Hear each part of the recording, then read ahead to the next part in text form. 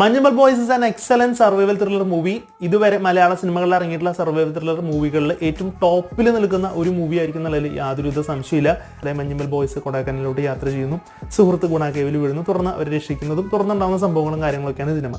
എന്താണ് പ്ലോട്ട് അല്ലെങ്കിൽ എന്താണ് ഇതിന്റെ സ്റ്റോറി ലൈൻ കാര്യങ്ങളൊക്കെ എക്സാക്ട്ലി നമുക്കറിയാമെങ്കിലും അത് എക്സിക്യൂട്ട് ചെയ്തിരിക്കുന്ന രീതികളും കാര്യങ്ങൾ കൊണ്ട് തന്നെ ഓരോ സമയത്തും നമ്മൾ ഇംപ്രസ് ചെയ്യിപ്പിച്ചുകൊണ്ടാണ് സിനിമ മുന്നോട്ട് പോകുന്നത്. ഒരു സീൻ പോലും നമുക്ക് ഈ ഒരു സിനിമയിൽ ഇത് അൺവാണ്ടഡ് ആയി പോയി, എന്തിനാ അങ്ങനെ ഒരു ഡയലോഗ്, എന്തിനാ അങ്ങനെ ഒരു സീൻ വെച്ച് എന്നുള്ളത് ഒരിക്കലും നമുക്ക് തോന്നില്ല. ഈ ഒരു സിനിമയ്ക്ക് വേണ്ടിയിട്ട് അവർ ഒരു ഡോക്യുമെന്ററി ഷൂട്ട് ചെയ്തിട്ടുണ്ടായിരുന്നു സിനിമയ്ക്ക് മുമ്പായിട്ട്. എന്നിട്ട് എല്ലാ ആക്ടേഴ്സിനും എല്ലാ മറ്റു ടെക്നീഷ്യനും ഈ ഡോക്യുമെന്ററി കാണിച്ചിട്ട് ഇതിൽ പല പല ടെക്നീഷ്യൻസും അല്ലെങ്കിൽ ഫിലിമിലെ മറ്റു ആൾക്കാർ പറഞ്ഞത് ആ ഒരു ഡോക്യുമെന്ററി അവർ പറയുന്ന കാര്യങ്ങളുടെ ഒരു അംശം കിട്ടിക്കഴിഞ്ഞാൽ മതി പടം സക്സസ് ആവാൻ എന്നാണ് പറഞ്ഞത്. എനിക്ക് തോന്നുന്ന ഒരു അംശം എന്നല്ല, അതിന് മേലേക്കൊക്കെ അവർ കൊടുത്തിട്ടുണ്ട്, അത്രയൊരു എഫേർട്ട് എടുത്തിട്ടുണ്ട് ഇത്തരം സിനിമയിലേക്ക് ഇത് കൊണ്ടുവരുന്നതിന്.